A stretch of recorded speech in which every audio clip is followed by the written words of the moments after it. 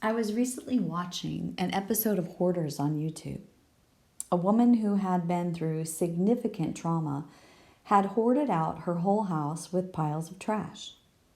To make matters worse, she had 7 cats, and these cats had used the bathroom all over the house for many, many years.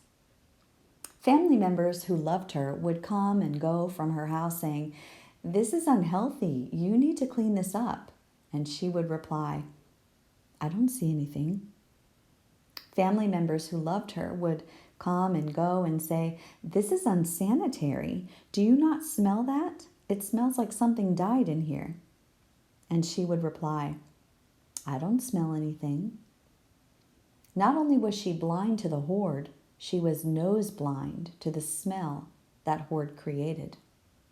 One day, a family member, out of love and compassion and out of a strong relationship, called in a cleaning crew, a psychologist, and a veterinarian to help this woman. The woman sat in her yard watching the cleaning crew empty her hoard of trash. She seemed disconnected, like she was watching a movie, like she was disassociated from the fact that this was her house, her hoard, her trash. The psychologist came over to speak with her, and again, she seemed totally disengaged from the process of getting herself into a healthy environment. Enter the veterinarian. The local veterinarian removed 3 cats from the trash hoard and took them to his office for medical care. Then he broke the sad news. He could only find 3 of the 7 cats.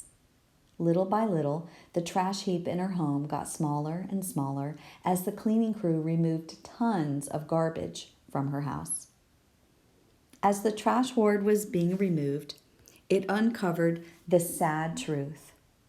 4 of her precious cats had died in the hoard. The crew brought out the body of the first cat, and then the second, and then the third, and finally, the last cat's body was brought out. That is when the woman's eyes were finally opened. Her blind spot was removed, and the tears began to flow. The revelation of just how unhealthy her behavior was finally coming to light. Her family members couldn't get through to her. The cleaning crew couldn't get through to her. The psychologist couldn't get through to her. The veterinarian couldn't get through to her. But the body of that 4th cat was her breaking point. It's important to understand that when we share those snapshots with those we love and we have deep relationships with, it may not bear fruit in our timing, but in God's timing, and sometimes in a way that we don't expect. But the pain in our lives has to become louder than the unhealthy behaviors we cling to mask that pain. So if you see someone you love heading down an unhealthy path and you do have the relationship with them, then speak. But it's not your job to fix them. And there is a chance they won't be ready to look at their pain. Many people loved this woman and spoke into her life, but the blind spot was so strong, the denial was so powerful.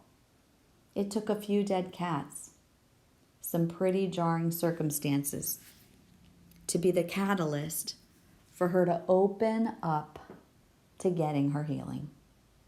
So don't give up on anyone. Just keep loving them and praying for them, even if they are content to remain in the self-protective trash heap that they've surrounded themselves with. You are called to steward your own heart, and trust me, that can be a full-time job sometimes. Don't hyper-focus on the faults and unhealthy behaviors of other people, but live in a posture that says, if I have trash and dead cats in my life, I'd like someone who really loves me to tell me. Thank you.